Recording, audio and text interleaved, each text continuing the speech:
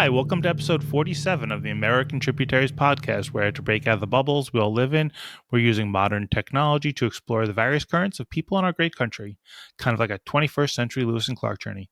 I'm your host, Michael Whidden, here in Brooklyn, New York, and thank you for joining me in this exploration of America.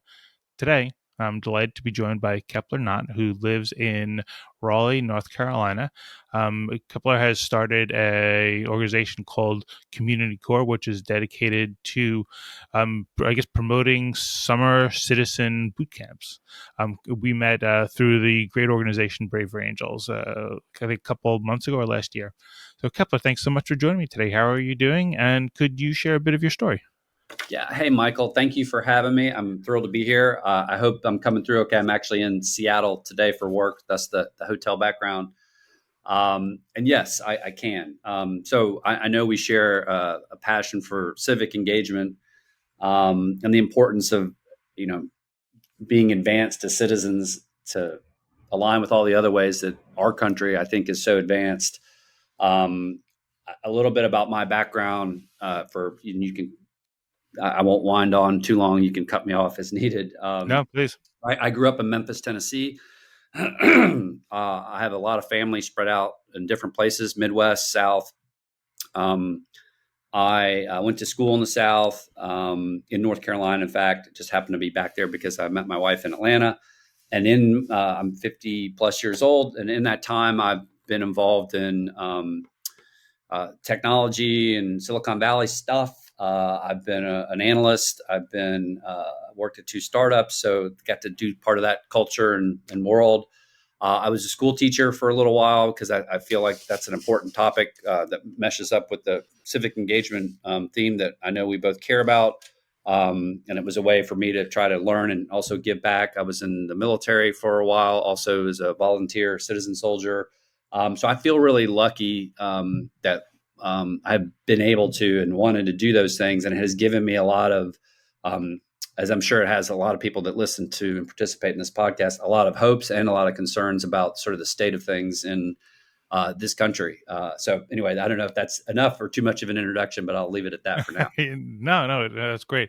The thing that I've found, I think that I think has been most, in some respect, actually kind of a little bit kind of disillusioning or unmooring, but also empowering in the end, is that I think what I find is like there's a lot of times where people look around and they find, and you can see problems everywhere, but the closer those problems are, the more ability you have to control them. So, like, to me, when I looked around, I started realizing that some of the problem was me, and not like in any egregious way, but that I just felt like, what, I've never been curious about my own country.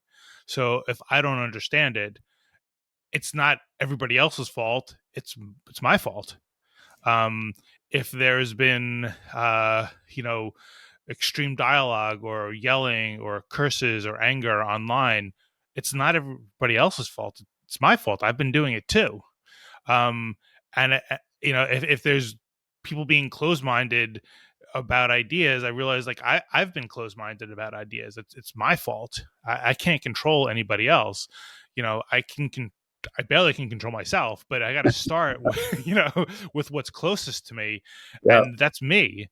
And it's hard to do, and I felt in some respects like it's kept me kind of, you feel a little bit like you put yourself on an island, but I think it's been a lot more empowering to realize that I can only fix my deficiencies to start, and then everything else kind of flows from there.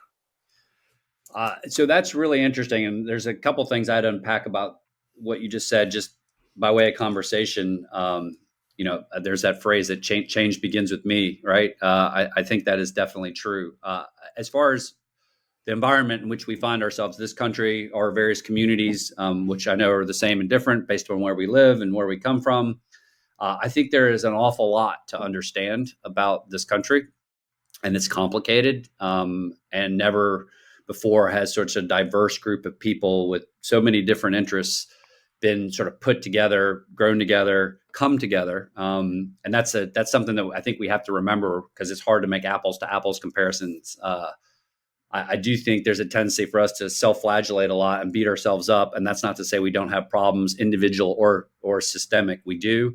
But we also have a lot going for us. I think one of the things that sticks out about what you just said to me in my mind when I think about some of these same issues is, as Americans, we're lovers of personal freedom. It's a big thing, right? It's a rock that people either um, put in their garden or try to hit somebody on the head with. That's all a metaphor, of course. Um, That's a but great metaphor.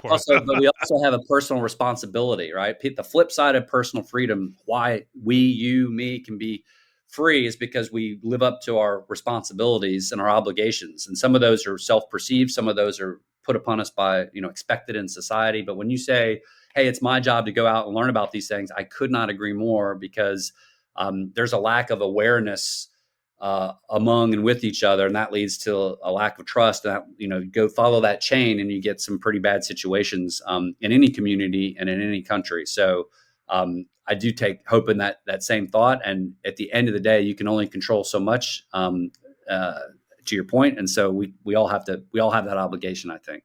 Yeah, and the thing is, for me, like, when you look at the country, we I think that it's human nature. Like, I think a lot of the stuff we're going through, like, you take for granted what's yours, you take for granted your own home, you take for granted your family, your coworker. That's what we do. We take for granted our country. If you step back, though, you realize that it's what we're doing is a constant experiment, and what we have is like I think it's the third largest country by area and the fourth largest country by population, or either one way or the other. But it's a huge, vast thing that we're working with here, with such a disparate kinds of people and different disparate kinds of communities. And to me, like, when I think about all the stuff that's been going on, a lot of it is like, look, the internet is putting us together, and all of a sudden a New Yorker is able to kind of like look at life in Montana and eavesdrop on what they talk about in Montana, and people in Montana are now seeing things that happen in New York, and they're immediately reacting to things happening in New York as if it's on their front doorstep, and there are people in New York immediately happen like those things in Montana are happening on that doorstep. And one, they're not, and two, you have to understand the values and probably the values of a society, of each community, based on the context of that community. So I'm not going to say New York's got it figured out, but there's a lot of things that have arisen in how New York does things You that have are to figure it out. relevant. You cram that Yeah, many people together, right? yeah, that are relevant to a population of 8 million with the mix of people we have here. But that doesn't necessarily mean that they are going to apply with the same sense of urgency that might be for a community in Montana. Sure. Doesn't say that there aren't things we should all be talking about, but just we gotta respect context and people more, and not, I think, knee jerk attribute ill will to people that disagree with us. Yeah. I think, and I have younger kids, as I know you do, and I pay attention to their education. Our kids go to public school here in Raleigh. It's a good one. I know that's not always the case where you go, depending on where you live.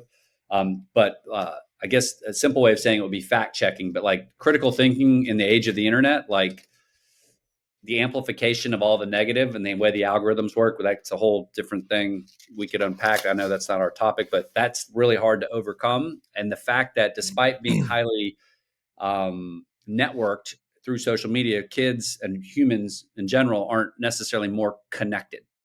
Mm, And they're not connected because we don't actually really get exposed to each other to get to know each other. We get exposed to each other to get put in fights.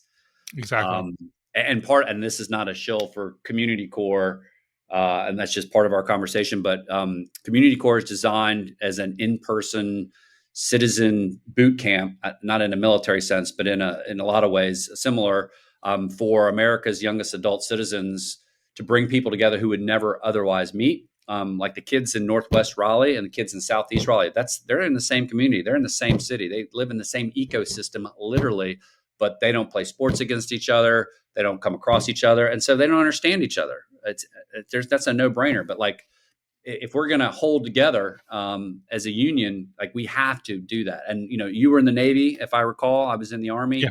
Like that is a wonderful crucible and cauldron for people who don't necessarily look, think, walk, talk alike, to come together and figure out how to get something done. And get along and realize that, hey, actually we do have a lot more in common than we thought. And that's a good thing. Like that thread is really a powerful sentiment. And we've lost that. I know, and I know it ebbs and flows in history, but I hear what you're saying about the lack of exposure. And I Yeah, know American Tributaries is working towards that as well with your program to take kids from one part of the country and put them in another, right? yeah, yeah. So what was the genesis for your idea for a community core? So I I probably will not be as articulate as many who talk about the sort of current state of our civil disunion, Hmm. and that goes on both sides. That's not a partisan comment. I think both, um, whether it's two sides or multiple sides, would all say, "Hey, we've got some issues with ourselves." And my experience as being a public school teacher, which was a form of service for me. It was every teacher I was with was I'm sure you're familiar with AmeriCorps and Teach for America, that kind of an environment. And then also in the military, I learned more from different people that I would have never otherwise met. And that was a real blessing for me, to your point about like being curious. And when I watch, I call them kids, but they're really young adults, roll into the world with all of its turmoil, I have a lot of concern that, there's so many ways that, again, this country is advanced, but being reminded of our advanced of the requirements for advanced citizenship, I think, are important. There's a metaphor that I use, and I apply it to families, and I'll apply it to countries. So if you take let's say a middle class family, and the parents make good, and they come into, at least in one form, material success, that kid or their kids, they probably are grounded. Like, they still have to mow the lawn, they have chores, they get an allowance that they have to earn, so they know where they come from, so to speak, and that's just one dimension. If you fast forward and that wealth grows out to the fifth generation, they have no idea. They become untethered. Yet they have all this material wealth, so to speak, but the spiritual wealth, the cultural wealth, the civic engagement wealth, if you will, has diminished. And so that's a metaphor for the United States. We're the richest country on the planet. And I'm not saying we don't have issues with poverty or other things, but like, relatively speaking, and we've lost our connectedness to like how we got here. And it's why empires fall, right? America is an empire, kind or not, as you may view it. It's a separate topic, but and so my starting community core is not to not to rebuild empire, but it's to rebuild culture and civic engagement, to help us remind ourselves, like, hey, there are people in and around your community that you have a lot in common with, and we actually do share a lot of common values. We do share a lot of common joys and sorrows, and we are more alike than we are different, which is not to say we can't disagree. But being reminded of that, and being reminded individually that we have a personal responsibility to do service in our community. I don't care what that is. I don't care if you're a cop or a soldier or a postal worker or a teacher.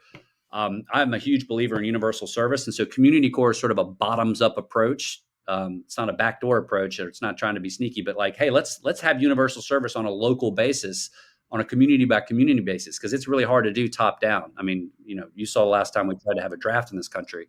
Yeah. But what about people volunteering for that? Because of what it does for them, not just what it Right. does, not what they do for their community. It is a two-way street. And Yeah. so we could talk about that for a long time, but that's part of the genesis of why I got into it, why I was interested in it. We did a bunch of research. We polled a bunch of young people, and there seems to be some momentum and interest in this. And now we're sort of building from that base.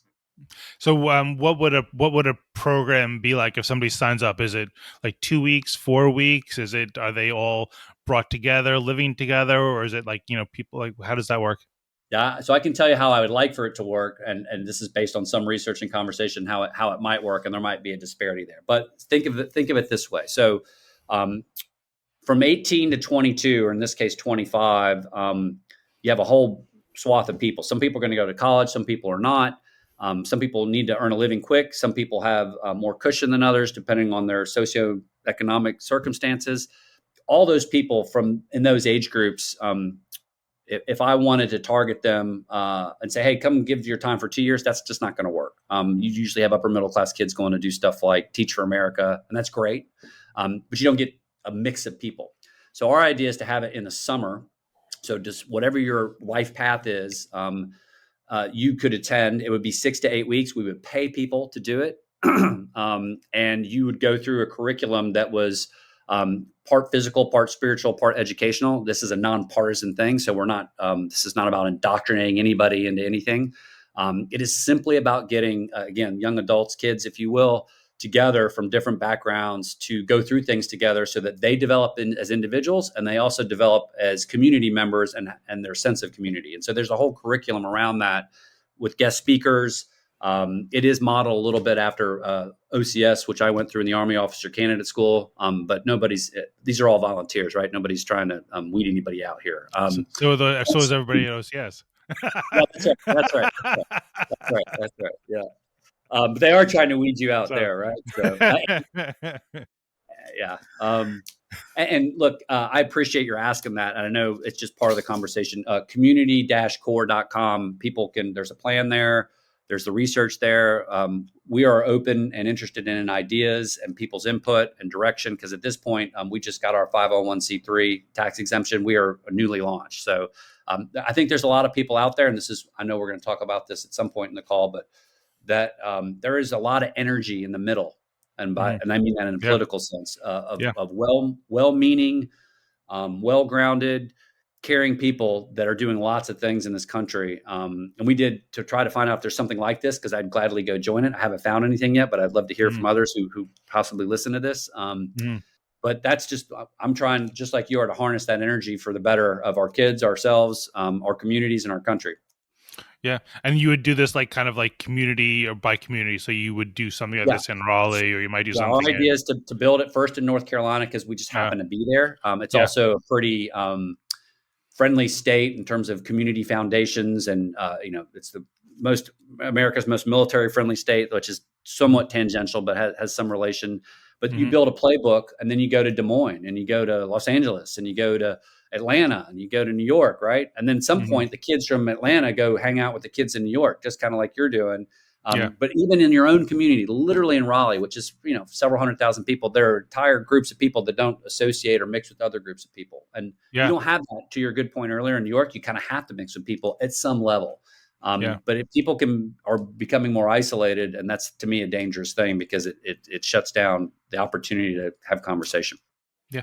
Well, I think, but the other part of it, I think, is like what you're touching upon sounds like is like when I was in the Navy, like I think it's very much in your face, your codependency, your interdependence with everybody else on that ship, like especially on the ship, because like you're floating in the middle of nowhere, like, anybody does the wrong thing and the whole ship could sink. So it's palpable that you depend on the most junior snot-nosed sailor. Just as much as you would on the captain. Everybody's got their role. And I think what society has lost is that appreciation. And I think this goes to cultural respect, media respect, and it goes to pay, which I think ties then to like the idea of like the wealth inequity. But the food delivery person and the guy who works at the woman who works at the retailer, or the teachers, the nurses, the police officers, the firefighters, like they are as essential as anything. And what I've kind of get a sense is I think that I think a lot of people, and maybe this is part of like the independence of America or something, but too many people, I think, across the spectrum are focused on them and their world and their needs. Like, if you want to be a responsible parent in New York City, you want to be able to pay for your kids' college and have a good retirement fund. Well, I mean, to be honest, that means you need to save at least $2 million. Like Right. college can cost $70,000 a year. If you have 2 or 3 kids, that, like for me, that's $1 million. And we can't do that. So, and if you want to have a retirement fund, I mean, forget $1 million. You probably need at least more than that.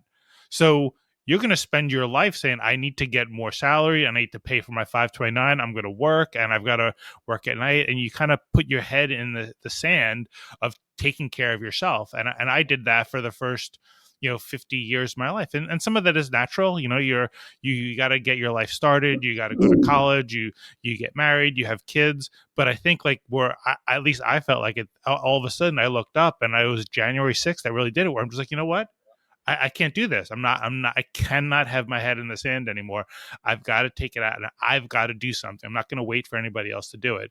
But I think culturally that's something we have to do. And that's not just like a white collar thing. I think it's everybody. It's just too many people have their heads in the sand and aren't interested in anybody else's problems.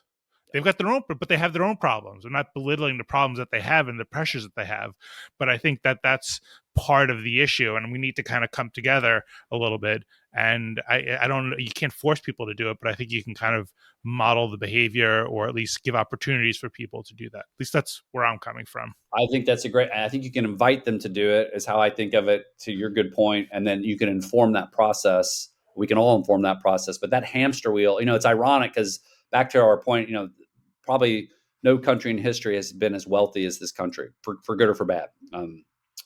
And we are all on this, and so people don't compare themselves to how people live in fill in the blank third world republic. They compare themselves to their neighbors, and so Right. this hamster wheel of keeping up with the Joneses and the status race is pretty intense. And there's a lot of literature and research out on this, probably in general, but it seems more so of late because of the ongoing conversations about inequality and the strain that puts. But if you think like in Community Core's approach, like, hey, there's multiple paths to success. Like I always tell my kids, there's like 8 ways to be smart. Like I have friends that can put apart and take apart and put together, an engine block. I have no idea how to do that. Right? I didn't spend my time doing that. It's like a foreign object to me. And these guys are brilliant, right? And so that guy, I had a friend who was an auto mechanic out of high school, never went to college. He was making more money than most people out of college, 5 or 6 years out. And great. And money is just one metric, but better yet, he was fulfilled. He had found meaning, he had found belonging, he had found self-worth. And there are multiple paths to do that based upon how you're built as a human and how the world exists or doesn't. And I do think, and you raise a good point, at least implied in what you said, like we are too unidimensional in how we view what it means to live a good life and what it means to be successful. And I think, if anybody has an opportunity to broaden their horizons, Americans do, because we have the luxury of doing that, right? And not to bring too many topics into one conversation, but at some point, all this technology that we've got going on with automation and AI, like a lot of the jobs that people once had aren't going to be had. So what are we going to do about that? Like, are we going to have a universal basic income? Are we going to have, how are human beings going to find worth and use their time to help each other, to help themselves, to help support their families? It's going to be an amazing amount of change, maybe not in the next 2 years, but the next 10 to 20. And so part of what we're all doing, what you're doing, what I'm thinking about, certainly lots of others, is like, hey, how are we going to manage that? Not just for ourselves, but for our kids. Yeah.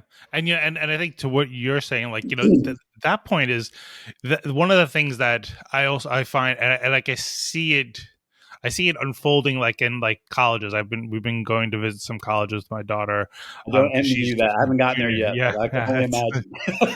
mean, I mean, the college visits itself are fine. It's when you look at the 529 fund that like Right, can leave you a right. little disheartened. But one of the things is like you'll see that like this push for technology, and you'll see all this like the momentum and the excitement and the investment they put into it, but there's not nearly the same amount of effort put into how do you alleviate the trauma that's going to happen to the labor force. Then how do you build a sense of like community? Because I think, to me, like part of one of the problems, and like like I mean, I would tend to vote like towards the left, but is that too often every problem that arises, people say, well, the government's got to fix it. And the fact of the matter is, like, that that reaction kind of alleviates you from any responsibility for fixing things on your own. And I think that's like what you're talking about, is like building that sense of camaraderie, community, fellowship, means that people will actually try to do some of that the problem solving themselves, whether it's in getting involved on weekends, or supporting some group, or changing their careers, or doing something on the side like you're doing. But we all need to take more responsibility for fixing those problems. And I mean, it does break my heart a little bit, like when you go to the stores now, it's like there's so many like automatic checkouts, and you're like, those are jobs before, and they're not anymore. And the Yeah. people that benefit are the tech companies, and the the people that are making those devices to let people check out. And people lost jobs, and those jobs aren't coming back. Yeah. Well, and so you just said a bunch of stuff in there. And I know it's interrelated, but like, I mean, government's taking a beating in the last several decades. It's probably started in the 80s, to sort of demonize government.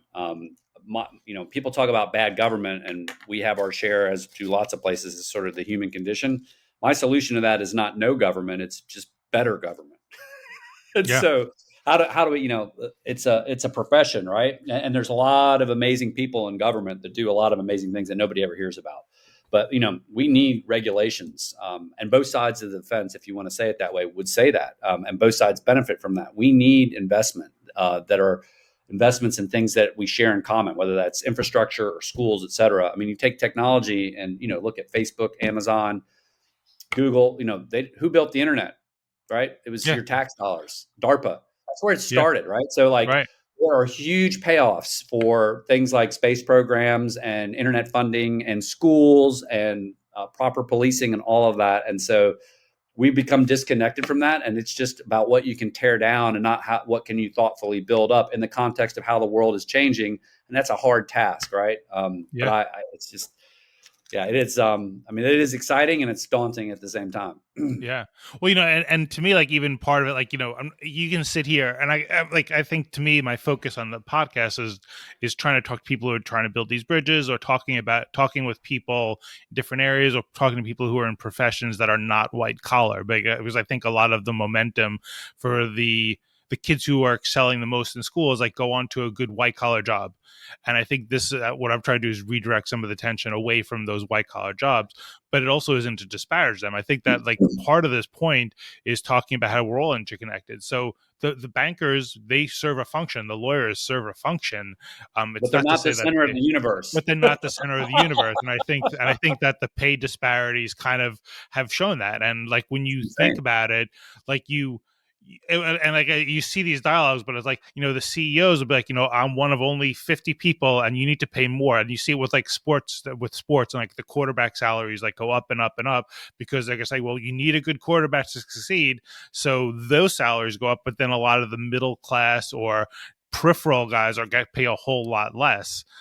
Everybody's getting more, but the disparity becomes a lot. And I think that's one of the things that I do find is like understandably dispiriting is, people want to feel respected, and that respect is conveyed, like I said before, in like, cultural respect. It's paid, and it's also shown in how much society values your services. And if you're not getting paid enough compared to the other people, then it just says people don't value this country doesn't value me. They don't care. It's great for the people at the top to get really cheap labor, but it's not great for all those people that are getting beaten down and dispirited because they're not getting paid enough. And I think that's where I would say the like I'm not a communist, but I think that like capitalism needs to be tempered by a sense of fellowship amongst people, and not something imposed by the government, but embraced by each of the people at a grassroots level. Yep. Yeah, I mean, gosh, you said so many interesting things there, and there's so many threads that you could pull on. I don't know if the term social capitalism is a word, but we have socialism in this country. It's a dirty word to some people. They have it more so in other countries. But the idea that there is a benchmark and standard of care for our fellow human, whether that be education or healthcare or opportunity or dignity and status, I think all goes in the same bucket. I don't think we're engineered currently to meet that mark, and that's unfortunate. But Yeah. to put it really practically, and I'm not even taking sides when I say this, and I was a history major, so if I get this wrong, I apologize. But the story, the fundamental truth of the story will come through. So when FDR and the Great Depression and the New Deal came along, he was FDR was an elite guy, right? Like he came from that socioeconomic strata of society. And he went to basically his community, if you will, and said, "Hey, look, we can have it one of two ways. We can either start to parse this up in a way that feels and is and operates more equitably, or we can have a revolution." Was it even out of the goodness of one's heart? Although I think it was a great president and did great things. And I think we're reaching, I don't know, Gilded Age, maybe another time. We go in cycles, but this is a cycle of acute distress over some of the things that you just mentioned, and they won't go away on their own. Or if they do, it'll be in an uncontrolled way, like violence is potentially there, or we could do it in a controlled way. And that's not about taking from a few people and giving a bunch of others. That's way oversimplified, but it is about structuring. I mean, again, we've never been in such a wealthy place as the United States and had so much runway or rope with which to make a bow or hang ourselves with, right? Yeah. And we actually have the investment capacity to go do a lot of these. Again, universal basic income, a good example.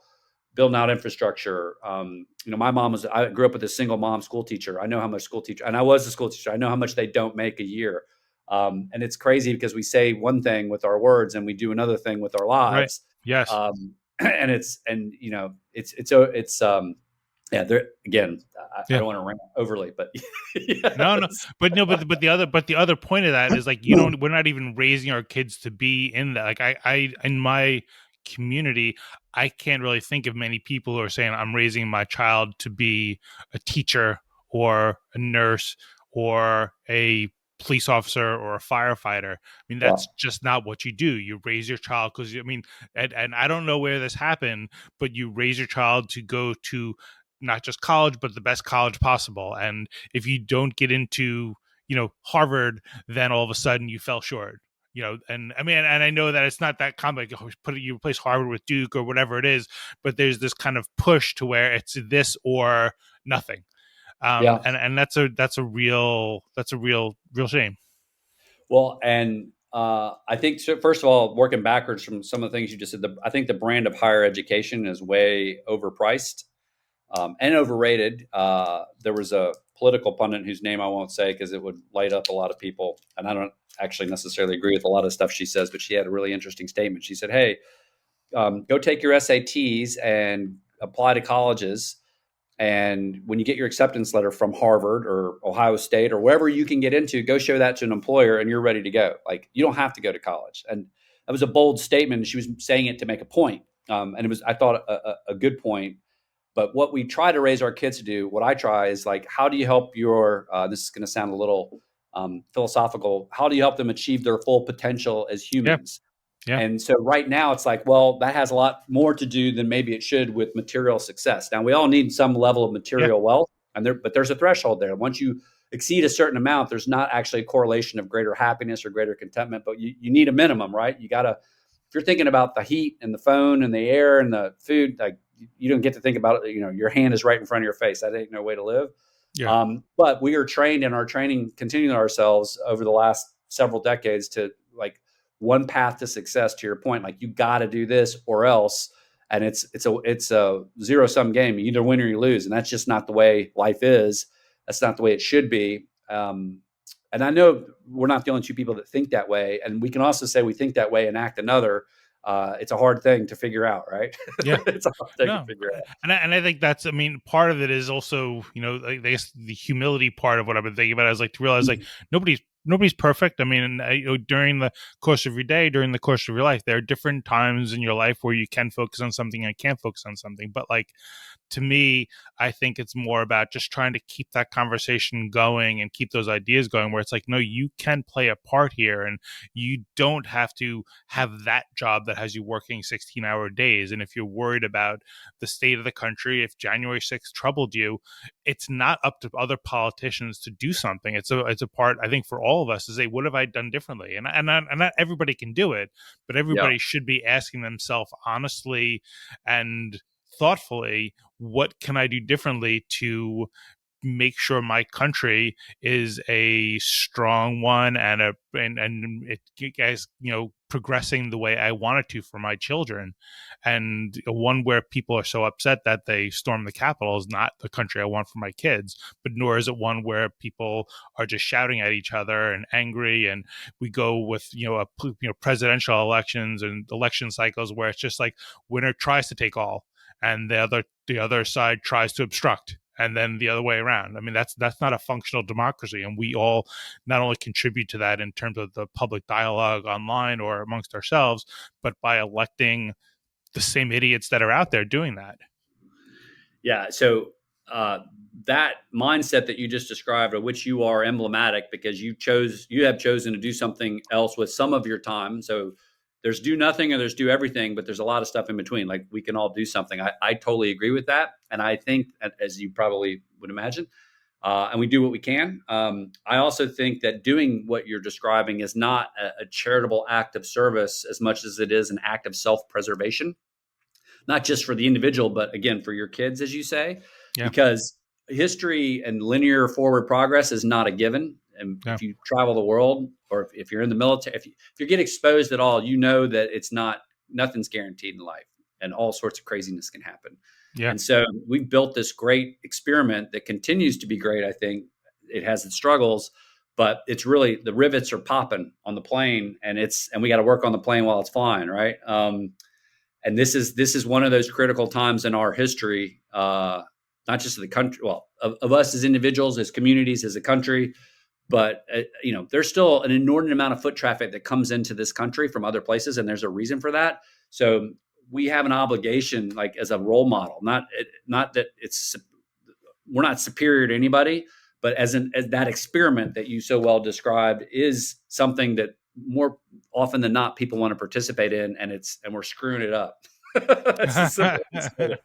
But not, but we're not done trying to work on it either, are we? No, and to be fair to, I think every generation, or it seems like almost every decade, there is some kind of big thing. I mean, it's not, people can wax nostalgic about any period, but you can also find like the '60s were, As some really, people think really, wax for the 50s and 60s, they'll tell you absolutely not, right? yeah.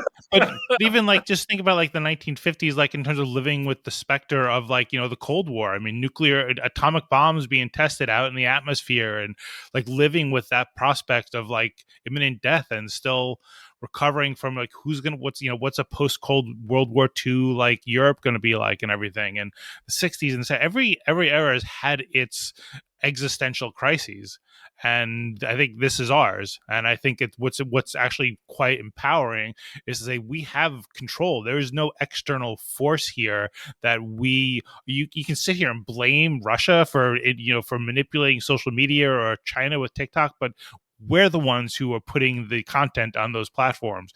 We're the one raising the children to put the content on those platforms, and we're the ones who forward the things that we agree with or we're upset about. And and we need to start taking responsibility for what we put out there. It's our country, and we have control over it. No one I else. think that is a great, great point. As you were describing that, I was saying into myself in my head, those are all external things. And this is actually, we made this problem, and you nailed it. It's interesting when you have a war in a society that's a rallying cry. I guarantee you, Ukraine's never been more united than it is right now. Yeah, yeah, Right? I'm not glad that that's happening, the war, but that is a side effect. So when the U.S. goes to war, it's like the old Charlie Daniels song. You just go and lay your hand on a Pittsburgh Steelers fan. I think you'll finally find out what I mean. Like, mm-hmm. America. Uh-huh. It's a patriotic country song, right? But we are our own enemy. Like we are the threat, and we do have control over that. And so it is like a weird Twilight Zone-ish conundrum in like the time space continuum of like how we deal with that, because it is a unique problem. And again, so many threads to pull on there, whether that be social media or race or socioeconomic, which, we don't talk a lot about class in this country, but I think Yeah, that's a huge, huge, huge sure. thing, because we Yeah, like to think we're all egalitarian, and we're not. right. Meritocracy, policy, there's so many things going on there. And it is, I actually feel sorry for politicians, because I think it's hard to win and execute a political agenda and not get eviscerated for just trying to follow a responsible path, because you just get pulled from the extremes, right? And most politicians run on the extreme and they move towards the center. That doesn't seem to be happening as much anymore, but it is. Yeah. So anyway, ranting a little bit, but your point about we have control over it and it is our responsibility, I couldn't agree more. Yeah. That's why community core exists. That's why American tributaries exist. That's why a lot of people, again, in the middle that care are no longer being silent, but like saying, "Hey, I have to do something about this." And what am I going to do? And what am I going to do with other people about that? And so hopefully the forward momentum and critical mass of that makes a difference. Well, there's also, I think there's a sense also with how people engage the government, where there's this sense of, I mean, entitlement. Like, it's like, well, I voted for you. You're supposed to do this, and that's right or left. But I get very like, even with like the pullout from Afghanistan, and really didn't. I've really had not been paying attention to the news since like March of last year. I just couldn't. Right. I feel like I want to understand the country better through my own filter and not the Well, filter the of what news the news won't help is. you with that. Right. I can't watch it. I can only read it so I can Yeah. filter. Yeah. But like, we pull out of a country after being there for I don't know however many years. Did anyone think that that was going to happen smoothly? Of course, it wasn't going to happen smoothly. It was, of course, it was going to be messy. I mean, I can barely go and do my own grocery shopping without there being a problem. And most people know in their working world, in their working environment, almost any project takes way longer than it's supposed to. It gets a lot of hands in it. It doesn't happen the way it's supposed to, and there's always going to be some kind of mistake. Well, picture that on a grander scale in the military, and not to say that you shouldn't look at what's happening, but like there's this like kind of breathless sense of outrage that the news gets like, oh my god, Biden screwed this up, and then people start parroting that, and nobody's like saying, well, God, like that must have been so hard. And to me, that's where the sense of fellowship comes in, which is like, if you think there's a problem, then get involved. Mm-hmm. And if you're going to sit here and just be on the sidelines and just kind of eviscerate and complain without offering any constructive thoughts on something and without being understanding about how hard the things are, then you're not doing anything. And that's again something where we all have control over it. Yeah, and I think implied in what you just said, and then I guess for context, so I was in Afghanistan in 2009. Oh wow.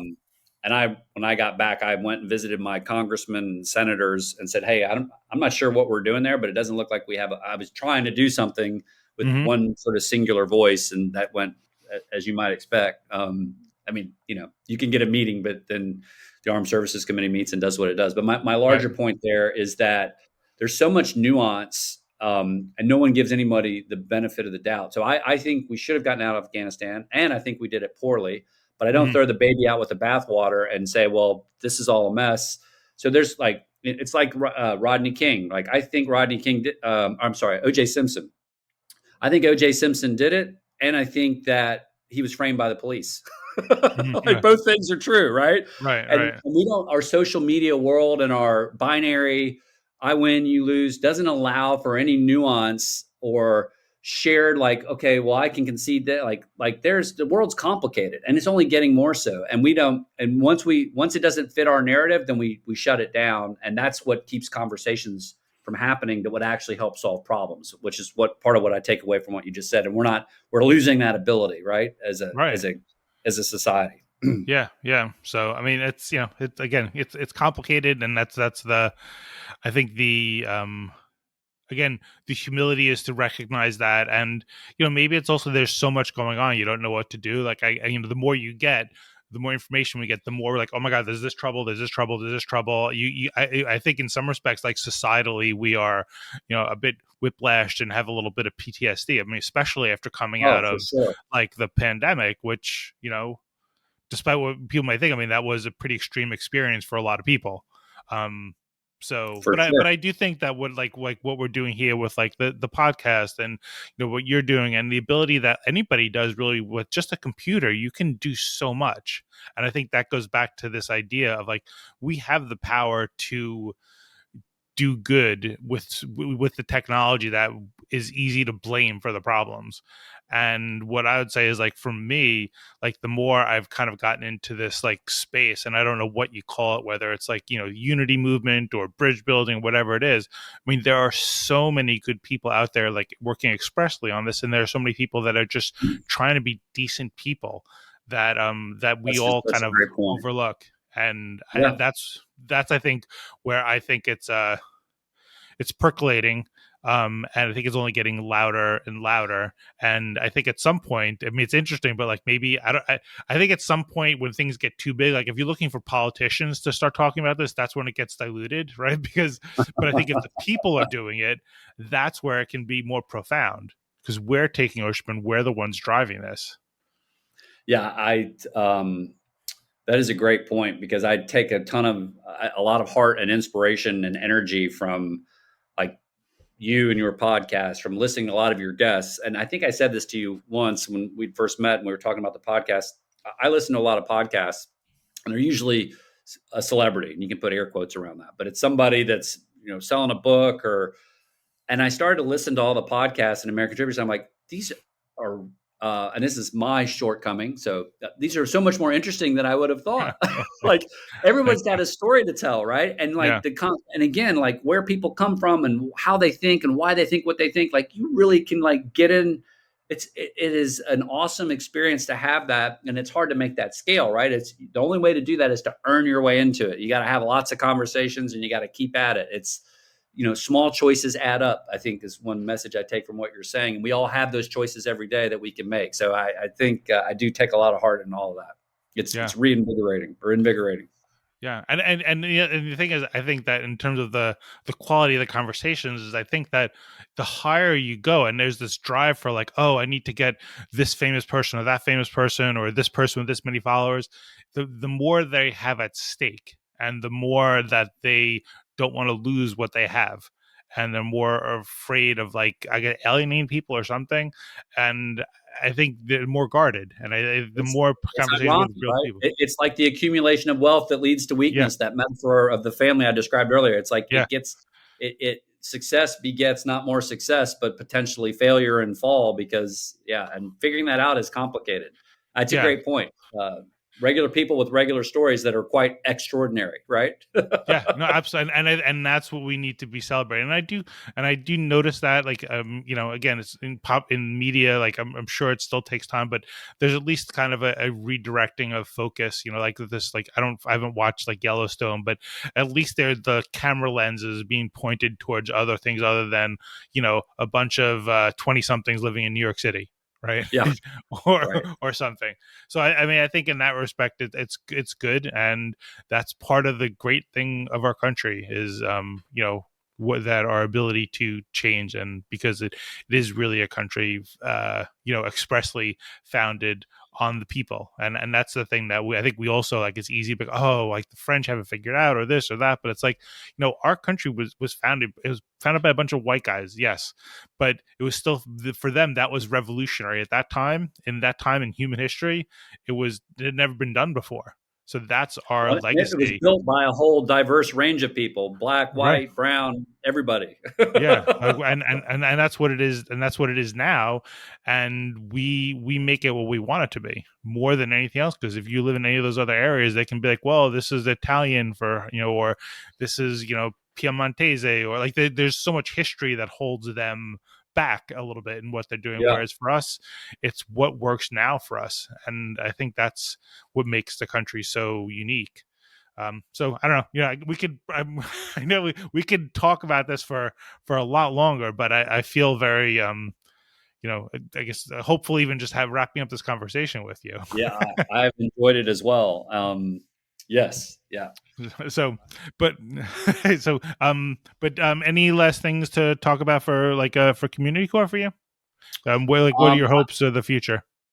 yeah, so on a community core level, which is just a microcosm of the next point I'll make, I would love for people to go to the website. It's community-core.com. There's a 5-minute survey. We love feedback. We love input. We love involvement. So it's pretty self-directing once you get there, and it is in startup mode. But there's the full story there. There's a full plan. Just creating awareness, really. Um, but the larger hope at the end of the day, which we've shared a little bit about in this call, and again, I thank you for the opportunity to talk about this, and I know we'll talk about it more outside the podcast. But the vast amount of energy and enthusiasm in the middle, of people who are more aware and waking up to the fact that like we do have to take ownership and that small choices do add up. And what am I going to do about that? In my case, I've got a job, like you've got a job, but I spent a little less working on my job and a little more working on things like community core. And I would love to shift that over 10 years, let's say. But I think there are a lot of people with that kind of energy and enthusiasm and ideas that when they see each other, it's like going from a dark room to a room that suddenly they flick the light switch on. You realize there are 500 people in the room. And that's what podcasts like this and experiences like this do for me. So I'm really grateful for that, because you realize that there's a lot of that out there, and we can put that together and make good use of it for the individual, for the group, for the country. And that's a good thing. So thank you. Yeah, no, great, thank you. So and what gives you hope at the end of the day? Yeah. So again, not to repeat, but that revelation to me that there are a lot of people in the middle that there's no such thing as a radical centrist, right? It's like an oxymoronic term. But as things get worse, the people who are and there's a lot of us, and I hope sometimes, most of the time, I hope I'm one of them. But let me just say it more generally: that are grounded and care and want to listen before they talk and want to understand, because again, we have a lot more in common than we don't as human beings, much, or as Americans, much less as human beings. And so that gives me hope, because that sentiment and that culture and mindset is a lot of what this country is based on, and a lot of what the kind of work you're doing and others is based on. And while the pain is driving the need and nobody likes the pain, I think the solution is building momentum. And so that gives me a lot of hope, not just for me, because I'm 53, but for my kids who are young and are going to inherit all this and run it and have to deal with it. Right. So, and any parent would, I don't care where you come from, would appreciate that sentiment, I'm sure. Yeah, for sure. And I'd say, like, just from like what little I say, that there's a caricature of like the younger children, but I mean, from like all that I see, I mean, there's there's plenty of goodness and sophistication amongst the younger generation. It's just it's different than the way we were, but I don't subscribe to the idea that we had it better or we're more Yeah. sophisticated because of what we went through. So I do. I know we got to go, but I do think kids have to yeah, deal with a lot more stuff today than they ever have, and I feel for them for that. But by the same token, that ain't going to change. yeah, It's not going to get better. So, and they will figure it yeah, out, yeah, because fundamentally yeah, humans are strong and resilient, and we're animals, and we adapt like very well. yeah, And how long that's yeah, going to take, I don't know. We'll see. yeah, yeah. All right, cool. Well, thank you so much for talking, Kepler. It's been a lot of fun. Thank you, Michael. I appreciate it. All right, thank you to the listeners out there. May you go out and explore our country with curiosity, respect, compassion, and humility. All right, thanks so much.